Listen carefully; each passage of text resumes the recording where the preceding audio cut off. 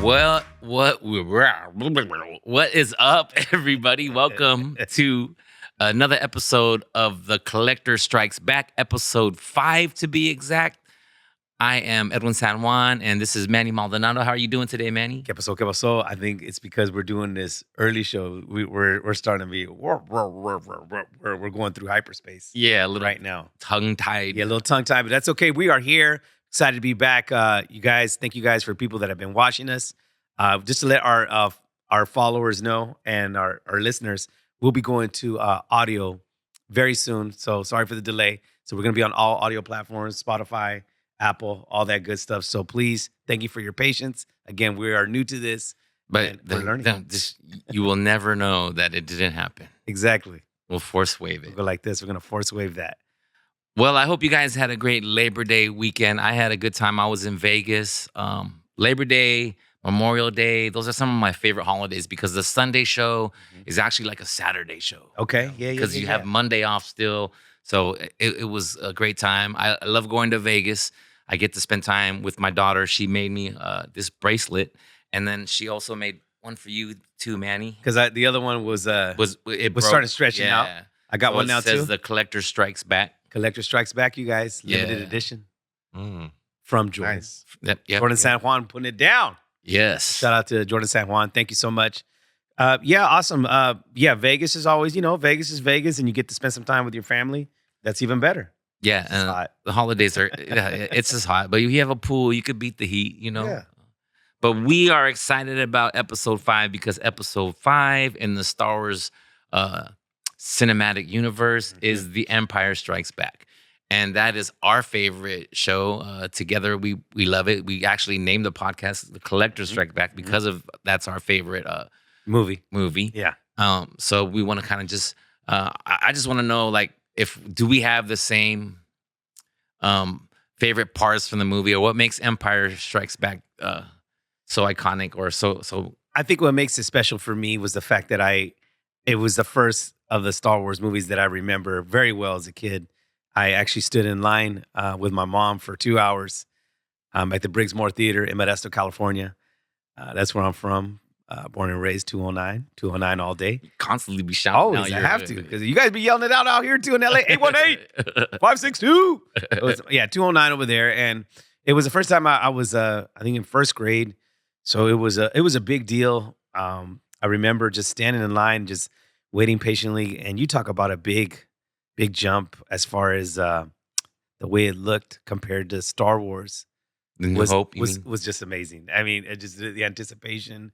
Everything exceeded expectations and then some with that movie. I think just from beginning to end, there's too many scenes. Let's just start. Name at least 2 or 3 off the cuff. Something that's real incredible about this movie is that A New Hope, right, was episode 4.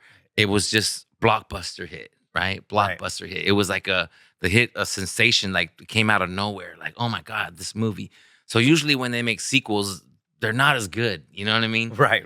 Sequels are normally they're you can't duplicate the original. But with Empire, it just took it to another level, even better than New Hope, which was amazing to me. Like, it's just unheard of. Movies don't normally do that. So the fact that this hit better to me than New Hope was like incredible, right? Yeah. And then the opening scene, you have them looking for they're on the ice planet. Hoth, yeah. They're on Hoth. Yeah, and then just Luke gets hit by a Wampa. He gets taken out. Yeah, no. And then Han Solo's like, I'll see you in hell. Like, I'm going to find my friend. Like, you know what I mean? Like, their friendship, before he was just a punk kid. Now it's Luke Skywalker, Han Solo's buddy. Like, you know what I mean? They've been through things together. Yeah. They've been through stuff. I mean, before that, they destroyed the Death Star together as a team. Right. I thought that was really cool. They started showing, obviously, before that, they started showing the probe droid just look around. Oh, yeah. And he starts talking that little, that's it. I knew exactly what you're talking about. And Darth Vader goes, that's it. Oh, and then the other guy, this is when you start feeling, they start showing, expanding more on Darth Vader's wrath and rage in his power. in his power. Yeah. Because He knew already that was it. he knew he had a hunch. He's all that Luke Skywalker, because he was chasing Luke Skywalker because of what happened on the Death Star, and he was already honed in and just focused on one thing. And when a powerful mind like that gets focused, all hell could break loose. And I think Admiral Ozzel was the first guy to feel the wrath, because he was the first guy Vader actually choked out via Zoom. It was via Zoom. Via Zoom. It was fucking via Zoom. Because Yeah, it's all, my lord, we are, and he's like, there's "You have thousands of those. yeah, you have failed me for the last time." And then he choked him out via Zoom. That's hilarious. I mean, dude, you know how much fucking badass force you got to have to fuck Yeah. somebody up via Zoom? Yeah. Ain't that a bitch? That's definitely a 20,000 midichlorian count to do that. Unbelievable. So they start out the movie just barely, like within the first 10 or 15 minutes. You see that. And then Luke gets to use his powers to like get the lightsaber because he's hanging upside down from the Wampa, that's right? right. So he ends up like, oh my God, he got the force. He could do it, you know? Yes, So yes. he gets the lightsaber. That's the first time you see him using, other than the tricks that he learned a little bit on Star Wars. You start seeing that moment where the lightsaber just gets in his hand. Yeah, what is that, like a telekinesis or something like that? When you can move objects with the Mhm. force like that? Mhm. Yeah, so he does that. And I was like, oh, that's I bad. think that's the first time I seen something telekinetic or force-wise since the movie Carrie in 76 or Oh, 77. damn. With that whole blood. Yeah, and so all that. she had the same power. It's a different kind of force. That shit was more crazy. I was scared of that movie. That movie's fucking scary to this I day. had, I don't to, give I a had to shit. leave. Yeah, Shout out to Carrie, crazy bitch. Okay. But so you start seeing that. You start seeing him show off the force a little bit more, and in that scene. And then I thought what was cool about that scene too was when Han Solo rescues him. He opens up the tauntaun so Yeah. Luke could stay warm inside the belly. Yeah, they smell worse on the outside. I thought they smelled worse on the outside or something like that. He cuts them up. So they both he sets up a little campfire there so they could make it through the night, and it just takes off from there. And then all of a sudden we get the introduction of the big battle scene in Hoth, which is one of the best battle scenes in Star Wars history, in my opinion. Yeah, that's Get the first introduced to time what? the AT&T. The AT-ATs. The AT&T. I like calling it AT&T. The AT-ATs. The T-Mobile. The T-Mobile walkers. The T-Mobile walkers. The Verizon vatos. Yeah.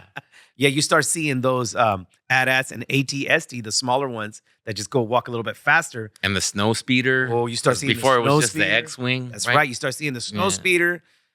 You see that amazing battle scene, and that's when the Empire just bitch slapped the Alliance on that day. Right. On that day, and then they start. I feel like we're narrating the movie, but we're doing it our way. So they start, sending out. Everybody starts, taking off to outer space and, regroup. Yeah, but It was there's a that butt whooping. scene where Luke, his snow speeder gets stepped on by the AT, Yeah. the AT-AT, and then he gets his lightsaber and he climbs up the top. And Yeah. I had bought that Lego piece back in the days. It's like this big of an AT-AT, and it has the action figure of Luke Skywalker, and he's hanging from the thing. Like, it is super sick, Hey, shout out to Legos, because Lego is obviously an amazing toy collection of Star Wars as well. Believe it or not, you guys, the Star Wars franchise saved the Lego franchise in 98, right before the Phantom Menace came out. Yeah, They started unleashing those toys because their Lego was in the red, right. and that pretty much went gangbusters. So what Lego did after that, Mhm. the success of what they did with Star Wars, they started making all their other Legos with movie themes. Okay. Harry Potter, Marvel, all that yeah. stuff, right? So that like you said, it just saved their franchise. It really did. It really did. So shout out to Lego for So now with the times. there's a Millennium Falcon out there that you could probably buy for $200, $300, whatever. Mhm. But now it's online. It's going for over $1,000. Yeah, that Millennium first Falcon. Millennium Falcon that they busted out with. Yeah. Oh, easily. And they even have these special other toys that exclusives that Lego started putting out as well. So again, Lego. We don't really talk Legos too much, but they are part of the Star Wars family. $834 here. There it is. Yeah. There it is. Which one's that one? For how much? 834. Wow. Millennium Okay. Falcon. Yeah, that's the big box. You see That's how the big big that box is? Here's that Ooh, box. man. Oh man. Do you get that on Amazon delivered to you? You get a boner. Oh my Like, goodness! ooh, look at that thing. So I don't know what year. I don't know what year that one was. But look how bulky that damn box is. Yeah, it's huge. Because it's like they've done, I think, quite a few more than one Millennium Falcons. They've done other ones too. But again, thank you for Legos. They expanded the Star Wars toy collection to another level as well. There's a new Millennium Falcon. It's called the Black Falcon, Mm-hmm. and it's not the Captain America and whatever Falcon, but it's it's That's messed up. so they got That's funny. I like it. It's not Anthony Mackie. Okay. yeah. I don't know if it's called the Black Falcon. It might be the Dark Falcon, I think, but it's a all black Millennium Falcon. Mhm. Jar Jar Binks is a Sith. Okay. Yeah, so all the characters are a little bit different. Okay. C3PO's like he might even be a Jedi or something like that. Wow. It's pretty crazy, but that's definitely a piece that I would buy, and I definitely wouldn't open it because it's gonna be so hard to build. It's so Right. that's when you wouldn't mind opening it, because if you don't open it and you keep it for like 10 years, it's gonna like triple its value. Okay. So Yeah. those are good toys to get. So, back to the Empire Strikes Back. So you start seeing these scenes, and then you start just getting mesmerized with the sound too. I remember the sound was on another level too. Yeah. Shout out to John Williams, best composer ever. Okay, best composer ever. When you start seeing these, Agree. when you start hearing these sounds, and all of a sudden you get introduced to one of the baddest, the best, Yoda on Dagobah, man. What were your thoughts when you first saw him? Well, they were splitting up the team, so Luke wasn't going with them after they left Hoth. So he had some unfinished business. Because he had to some do. visions of, Yeah, because Ben Kenobi was like, Obi-Wan. "Go to Dagobah, asshole! You gotta meet." He's all, do I Yoda. make a right or a left? I don't know where the fuck is Dagobah? Do I Get make to a right or a Bespin, left? Make a left on Bespin. Do I make a right or a left? So yeah, you get introduced to Yoda. You see him. It was just a puppet too, right? Just a puppet. yeah. Jim Henson up in there, right? So many, so many Jim Henson. introductions because Han Solo gets frozen. Like I'm skipping stuff, but That's so many okay. good parts. Han Solo gets frozen. Princess Leia's like, "I love you," and he's kind of like, "Yeah, I know you do." Like, it was a famous line that he changed. Like, it was supposed to, instead of saying "I love you," Yeah. he was like Han Solo's. He's all, I know. say it. Yeah, he's I know. I know. He put that in there, and then we got introduced to the first brother, man, first brother in the galaxy, Lando Calrissian, Yeah. smoothest dude ever. Yeah. And by the way, before we start getting to Lando, we want to let all our followers know we will be at Comic-Con October 4th through the 6th. I will be probably going on the 4th. Edwin probably going to go on. We can't go on the same day because we're trying to get some autographs. Yeah. So- I'm gonna go on the 5th and the 6th if I have to. Okay. Because Hayden Christensen is gonna be there on one day, and then Rosario. Rosario's going to be there. They just made an appearance at some Comic-Con. I don't know. I believe it was in Texas. If I'm not mistaken.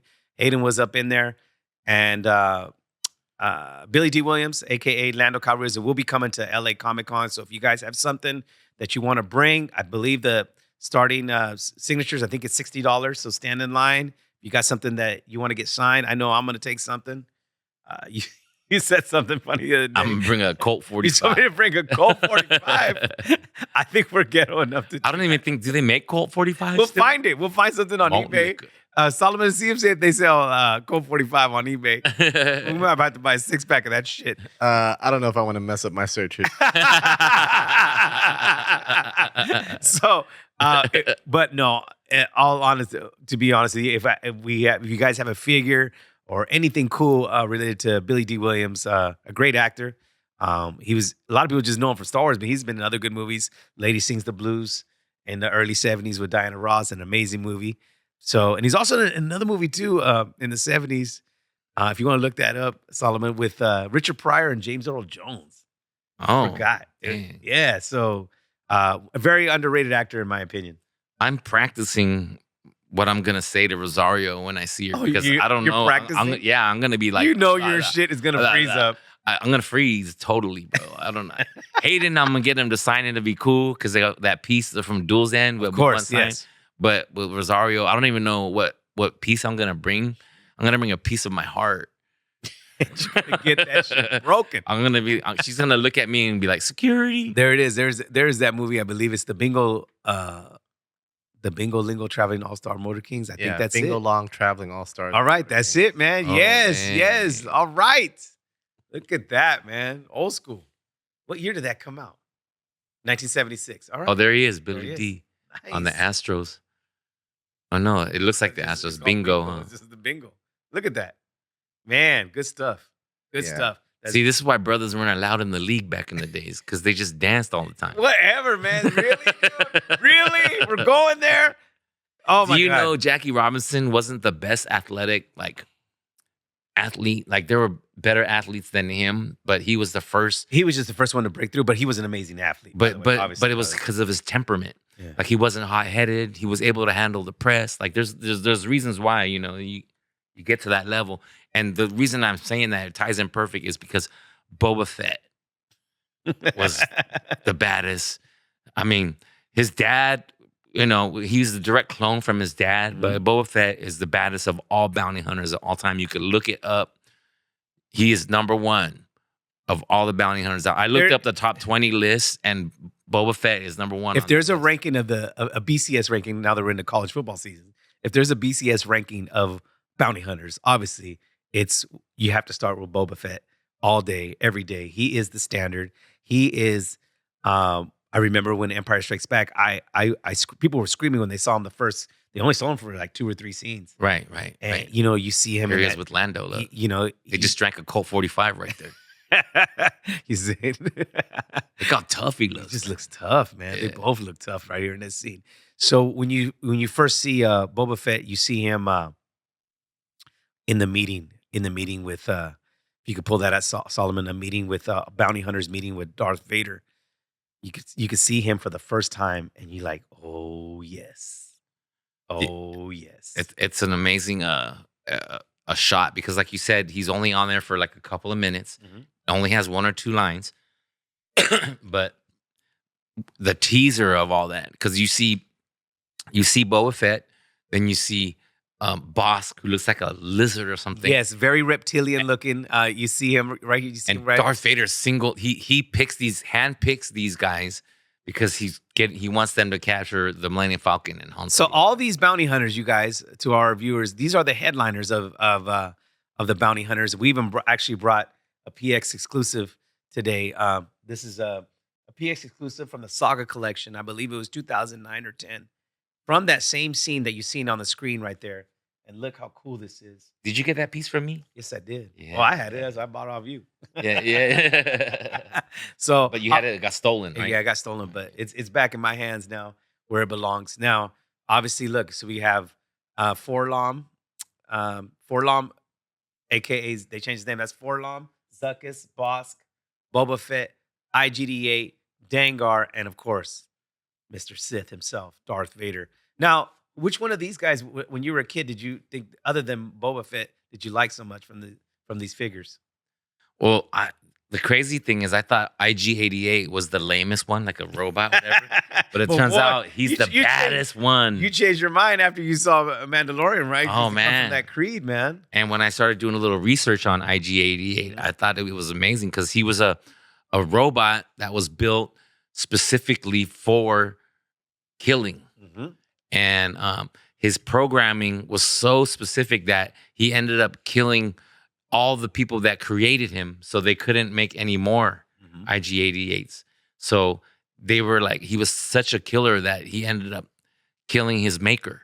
Awesome. So that's why IG-88 is such a hard a robot to come across and rebuild and fix. That's really cool. Now, Solomon, was this the Black Series that you pulled up right here for us? Not Oh, positive, that toy. but I thought it was a cool picture. This is really cool. That is So, awesome. obviously, this is an updated version of these figures. I want to say that it is a Black Series.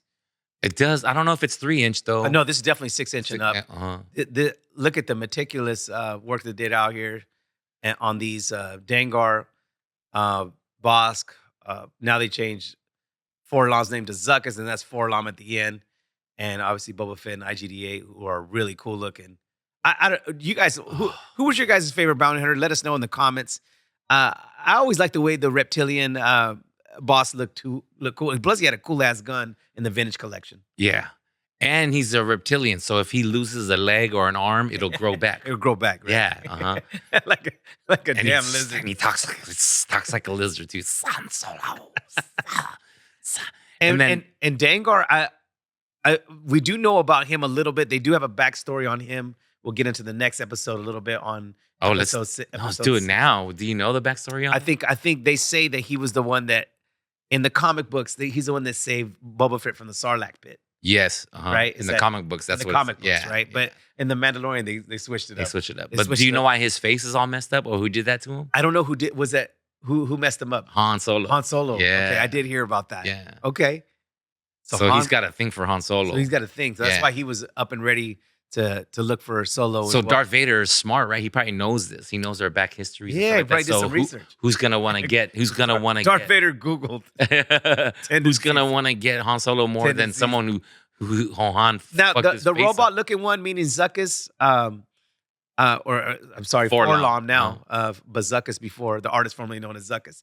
He was always cool looking to me, dude, because he had one of the best looking guns when I was a kid. When you're in the vintage collection, from the 80s, he had a really long ass gun, and he was like just very robotic, very cool looking. Yeah, look at how big his brain is. I think he's just like a big computer, you know. It's So a big ass. so he Wi-Fi. would- he would got know. Wi-Fi all day in his head, just buzzing in his head. yeah, and No also, buffering. Also, IG-88, he's smart. Also, like when he, I don't know if you watch Empire Strikes Back, but when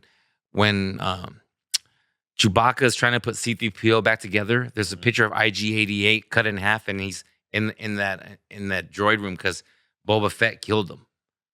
He ends up slicing him in half. But what happened was when IG-88, when they were on the ship with Darth Vader, he put tracking devices in all their ships. Yes, because So- you see that scene on the Slave One where when the Millennium Falcon goes away from the trash. Yeah. So he put a tracking also on IGD8 too. No, IG-8 put a tracking ship on Boba Fett's ship. Oh, on both. So, yeah, that's why he and was. then they start throwing down in investment. You think? Is yeah, that what yeah. happened? That's why. That's why Do they his show that? body's in it. And listeners and viewers, I want to say they show that in the Shadows of the Empire comic books, maybe. Oh, maybe. Because there was a 2-pack.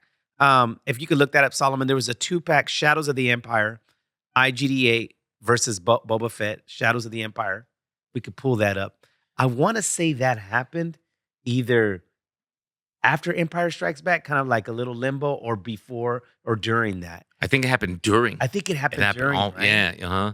Maybe. And then Darth Vader, you're like, how did Darth Vader get to Bespin before Han did in the Millennium Falcon? Because remember when Lando opens up the door and then Darth Vader's Why got don't you join us for dinner? dinner? Yeah, he's got Yeah. dinner ready and all that stuff. Which made me kind of laugh because how how they the fuck gonna is Vader going to eat chicken or turkey, whatever the hell they were serving that day? Why Yeah. don't you join us? Like he was looking all nice, and Yeah. then he Vader don't eat. Everything's got to be liquefied for his ass.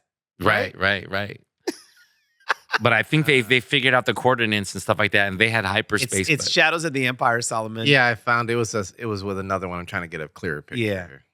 So I always wonder if that was because I remember buying those toys in the late '90s or mid '90s, the Shadows of the Empire, and they have this 2-pack package of Darth Vader and Prince Sizor. yeah, and then they also yeah, that guy's weird. and then they also had Boba Fett versus IGD8. So something happened there, like you said.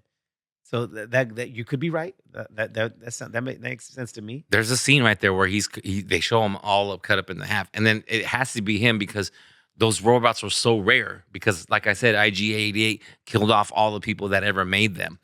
And then also, if you watch Attack Clones with General Grievous, his guards that were there protecting him were the same makers that made the IG-88. You know what I'm talking about? They have those, Yes, they have those ones. sticks with Those are the ones where you have to hit them right here in the middle, right? yeah, Yes, yeah, they were yes. pretty tough. But They're those pretty are tough. Yeah, those are called IG-100. IG-100. Yeah, Okay. IG-100. All right. I think this is it. That's it. Okay. So Yeah. that's in that comic book. I need to get that now too. And that's on the lookout too for toys. If you guys have this figure, let me know what you think about it. The articulation's pretty good.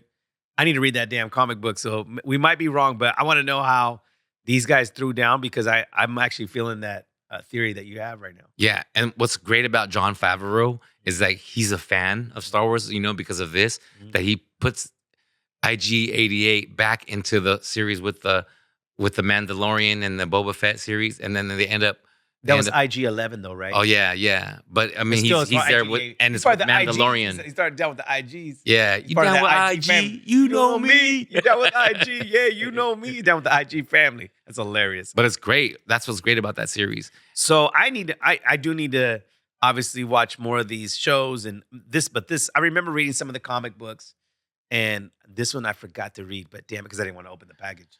And the other one you had with Darth Vader and that whatever that dude is. Yeah, pull up that. The thing about that was like, oh man, you have to read if you want to know about this. And I was all about like comic books, but Are you talking about the other 2-pack? yeah, because I don't even Prince Xizor. yeah, I don't even know who that guy. I don't even know who that is. He's a green dude, kind of like mutant looking. Yeah, please let us know if you know the If backstory. you guys know on that guy backstories or on how it, did please Darth Vader get to fight him. put that in the comments, you guys. And what was your favorite toy from Empire Strikes Back from that movie Honestly, I mean, or action figure? Millennium Falcon is my favorite ship of all time. What vehicles you were feeling that Millennium But Falcon? no, the vehicle I was feeling was from Bespin, Cloud City, the twin pod. Yes, I have that. You have that. The cloud car. Yeah. There's Prince.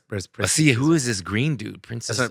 Yeah, he's some dude. I can't even pronounce his name, so I was like, I'm not going to read it. Prince I think Xizor. I like, Xizor. I got it right. Ooh. Prince Xizor versus Darth Vader.